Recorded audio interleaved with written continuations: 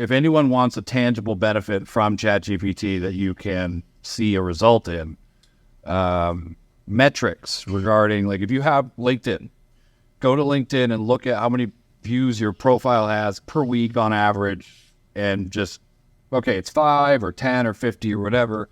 You can go through your old jobs and use ChatGPT to write a better description.